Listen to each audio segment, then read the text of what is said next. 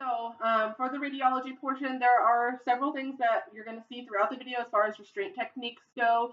We'll be demonstrating that as we take our radiographs. Some of the tools that we utilize to help with restraint.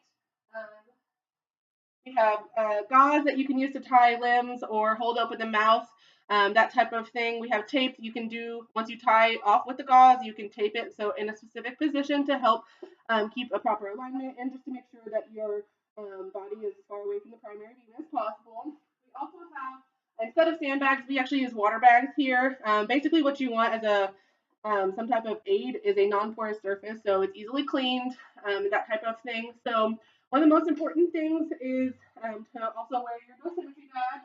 So we have ours here. That's to be worn at thyroid level on the outside of the gown, and that's going to just help determine the amount of exposure that you have with the radiation from the X-ray machine. It's really important to make sure that we keep that on so we can determine whenever we send those in if we're being appropriately underexposed. We don't want to be overexposed. There's a certain amount that you're supposed to be, and there's a calculation for the amount that you're supposed to be specifically. We send our dosimetry meters in every about 3 months.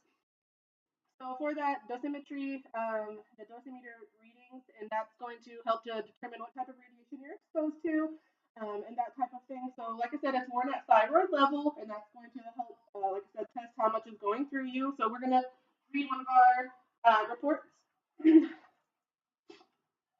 All right, so it's kind of hard to read, but so as you can see, this is going to list all the employees that you have at your clinic, and then it goes for ours specifically. It has, this is a 3-month report, and it has your deep exposure, eye exposure, and the shallow, and then per year. So let's see, for my friend Bailey, so for her deep, it's 90. For eye level, it's 90, and then for her shallow, it's also 90. And then for the lifetime, because she's been here quite a bit longer than I have, hers is at 200. And so that's basically tell you, this is just, like I said, telling you the type of, the amount of radiation that's going through, and it's reading on your badge. And it's very important to wear those to make sure that you're keeping up with that and keeping these reports. So we keep them in this binder as a part of our stuff. Let's see. So one of the most important things is making sure whenever you're taking a radiograph to not place any part of your body inside the primary beam. So the primary beam is going to be where most of the radiation is specifically concentrated. So that's why we use a lot of the restraint tools that we have to help make sure that we are outside that primary beam. You also want to make sure that you don't have any type of metal on top of your, or in or with your restraint tools, because that's going to cause scatter radiation. And again, our most important thing is to make sure that we're exposed the least amount possible. Same thing with the patient. So it's really important that we are taking one shot if that's possible. The least amount of exposure for personnel in the room and for the animal is very important. That's why we make sure to, you want to make sure that your technique is set up appropriately, that your animal is positioned properly before you take that specific reading and or that specific take, just to make sure that, again, we're only exposing the animal and the personnel taking the radiographs one time. So now we're just going to inspect some of our equipment. Our gloves actually look a little rough, but we specifically radiograph them every couple of months just to make sure that there are no holes or anything like that in them. It's important to have the lead gloves. Normally, they also have a thyroid collar. Our clinic actually does not, but a thyroid collar is worn at the thyroid level to protect that area. You want to make sure that all of your gowns are upright and hanging. That way, they're not being bent, so it doesn't kink the lead inside. So we're going to put on. I'm just going to wrap this around. Tie in the front.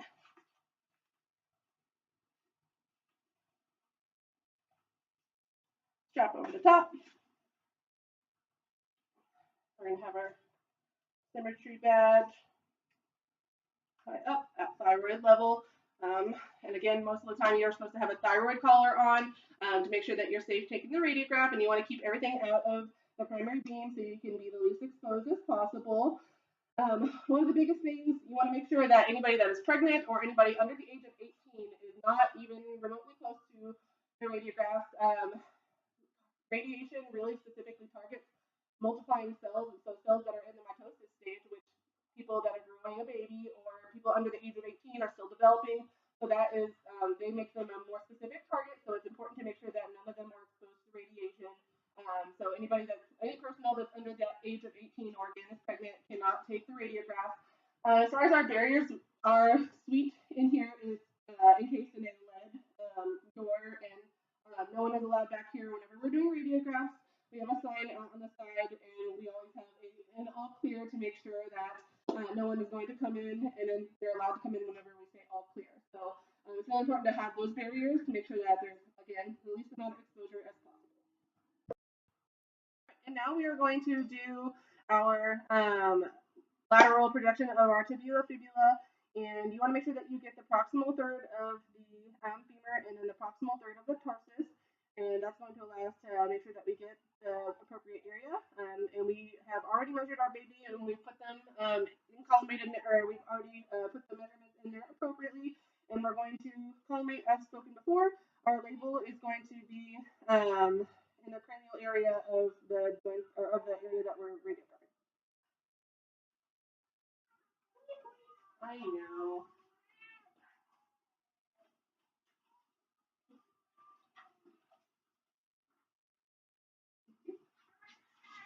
I know, Bubba.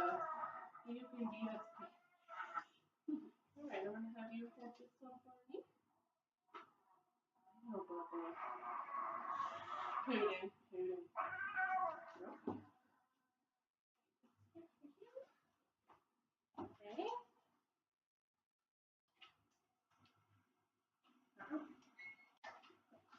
Good job, Cooties. Alright, and now we're going to be doing our craniocaudal projection of the radius and ulna on our dog Gracie here. It's really important to make sure that you center the beam on the mid shaft of the radius and ulna. And we've already collimated and measured. She was at a 6, so we did our technique appropriately up at the top. So we are ready to go. We're going to make sure that we do our best to stay out of the primary beam. I have on my lead gloves. And Caitlin's going to be helping with restraint.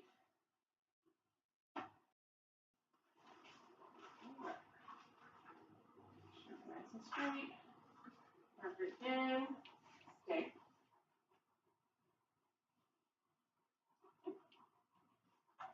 We're going to roll this foot. Uh-huh.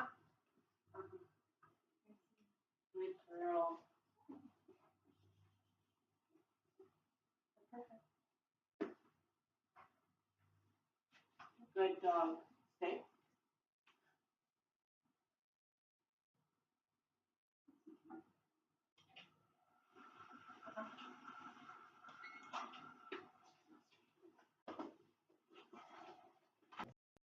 And now we're going to do our abdominal radiograph. We've already measured our animal and we've put the technique in, and we're about to get him out and do his radiograph.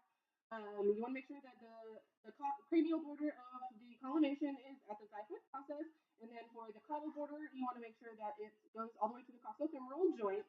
And then you want to make sure to collimate appropriately for the lateral edges to make sure you can get the entire abdomen. And we're about to start and do our abdominal lateral radiograph. Good job, Coco.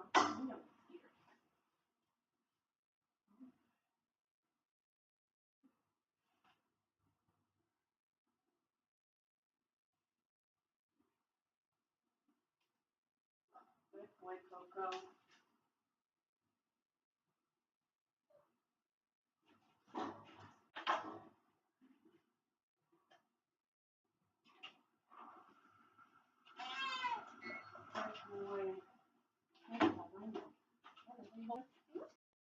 And so now we are going to do our ventrodorsal projection of our thorax. It's important to have measurement at the highest point, which is going to typically be the last rib. So we've already measured Dally, and she was at 25, so we've changed our technique to fit appropriately. Our borders is the thoracic inlet for the cranial border, the first lumbar vertebrae for the caudal border. If you use a V-trough to do this radiograph, you want to make sure that you include the V-trough measurement in your radiograph technique. That way you're making sure to get as clear of an image as possible. So now, and then our marker is adjacent to her axilla, so we're going to go ahead and get ready to do our radiograph for Miss Jack.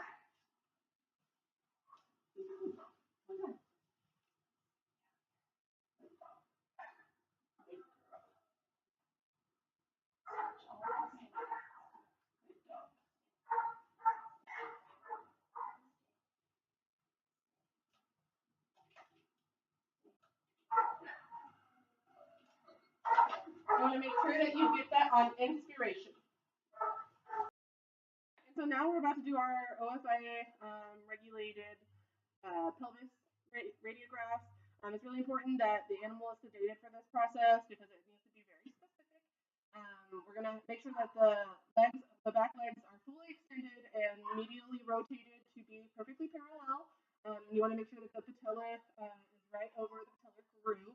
And that's going to allow us to make sure everything is aligned properly and that our hips and joints are doing well.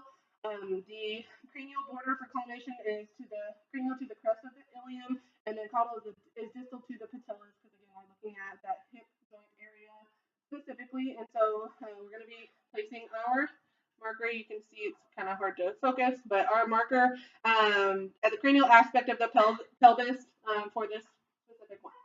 Okay, and so now we're just going to go over how to use our caliper for our diagnostic technique to radiograph certain things. You want to always make sure that you're measuring at the thickest part of whatever area of interest that you have. So just on Dally here, we're going to just demonstrate. So say if we were doing this bone right here, hold on, let me see. Thickest part of her arm, we want to measure. So as you can see, we get the 6 there, move that up, but we have the 6. And so then we're gonna come over here to our technique chart. And since that is her extremity, so this is the extremity section, and she is a 6, so that would be tabletop, which means our cassette needs to be on top of our table instead of under in our little slot. So we're gonna set our KBP to 68, our MA to 2, and our MA to 400. And so that's gonna be up here. So again, that's down to 68, and then 2, and 400, and we're set. And so after we set our machine, then we would take our tray, and like I said, it would be tabletop. This is going to show our lighting, and then this is how we are going to collimate for whatever we are trying to assess. We would have our cassette.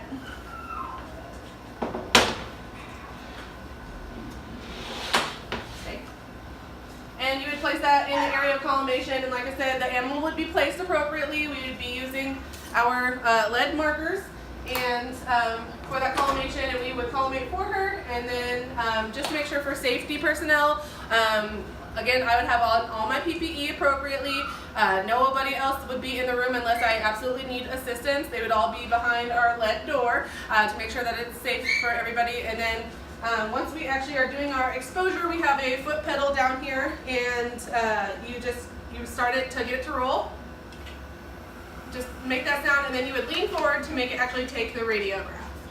Set up the actual animal in our system. So we have the animal's profile here. This is for Gracie, and you're going to come down here, right click, go to imaging, image capture. It's going to take you to this screen, and that's going to allow us to select what our specifications are. So Gracie is a large dog. We are going to do her foreleg, and we are specifically going to be doing the long bones in.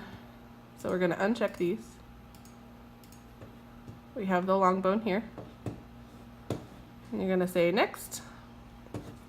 And you can see that we have our specific ones on this side, the options on the side, and we are going to do the long bone CC, which stands for our craniocaudal. I'm going to say capture image.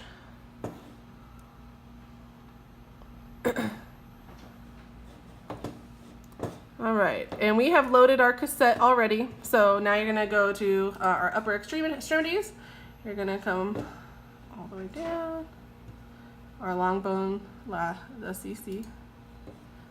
And once we actually are done taking our image, we'll take it and place it in our processor, and then you'll hit scan, and that's going to pull up our radiograph. Look up different radiographs that we've taken. So one of the ways, go to the top, press our imaging button. And then this is going to have our search at the top, so you can either specifically look up the animal's name that you've just taken radiographs to pull up our radiographs that we have previously taken, and that will give you an entire list of everybody that we have done. Or if you've taken them recently, you can say, you know, today or the last 3 days, last week, last month, etc. So say I was looking, Miss Hills, we recently took some radiographs of her dog. I'm going to say search. And that's, so we did Sammy, a couple of days ago we did some radiographs on 412. So if we select those, it's going to bring up the list of all of the ones that we've done. So we did some of her thorax and of her trachea, and then we did several miscellaneous ones of her chest to test because she was having difficulties breathing. Radiology log. My clinic does not use it, but just to go over what it would generally include. Most of the time, you at least want to have the client's name, the patient's name, the body part being radiographed, the position the animal's in, the KVP, the MAs, and basically the settings used, and then the initials or the signature of the technician. So in this one specifically, so here's the date that the radiograph was taken, the client's ID, the animal ID. It was a canine healer mix. We did her thorax. We did a VD view, so, and then her measurement in centimeters was 25. We have our KVP at 95, the MA at 320, our time was 16, our MAS at 4, and then we're going to keep that, and then a comment, she was non-sedated, and then my initials next to it for taking the radiograph. Like I said, as long as it has general information that's important, we log what we do in the actual patient's chart itself, but that's about it as far as our log goes. Now we're gonna set up for our barium study. We've already measured our animal and with our calipers, and we set up our machine according to her measurements. It's gonna be tabletop because she's a little gal, and we've already mixed up our yummy barium and food. You can do it in multiple ways. You can the way that we mostly administer it here is with food. We also don't like to sedate our animals because a lot of times that can really affect their motility of their GI system. And most of the time when we're doing this, it's for that, or if it's for an obstruction, that type of thing, then that is not our goal. A lot of times for barium studies, you want to make sure that you NPO them for 12 hours before. Sometimes they even need to have an enema just to make sure that the animal is really cleared out for the actual study. But in this case, we're not actually going to need to. So like I said, we've mixed up our yummy, delicious food, and we're going to give some to our baby, and then we'll take immediate exposures. That's going to be called our 0 time. And we want to do a lateral and a VD of her abdomen. And then we will take subsequent ones at different times, and we will show a few of those as we go through the process. All right, and our baby's almost done eating her food. I know, it's so yummy. You don't care, Mary. Good girl. All right, so we're going to go ahead and do our lateral first.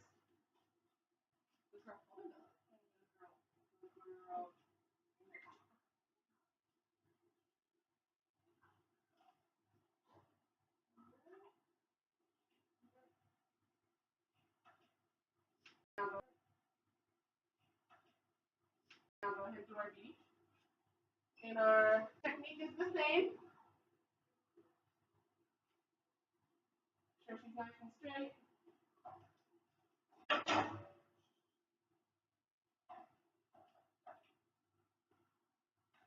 All right, nice girl. And again, we'll be doing subsequent takes we'll do it at 15 minutes, 30 minutes, and then 45 minutes, and then increments after that as well to watch as the series progresses. All right, and so this is just a quick overview. This was our next set of radiographs that we did on Miss Bella, and you can see the progression slowly, and then our next set.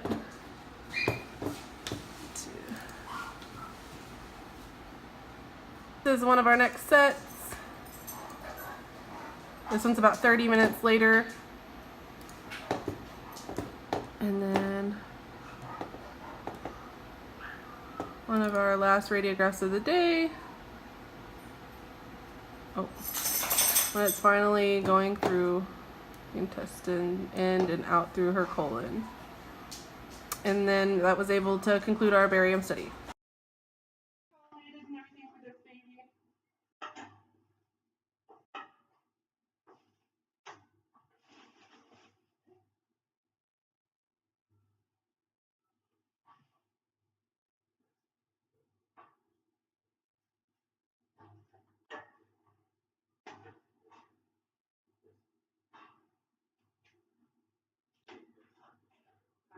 on the video.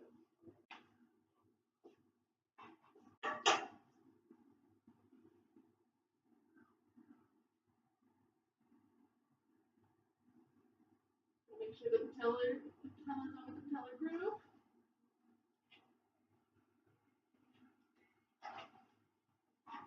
And that is it for our OJ.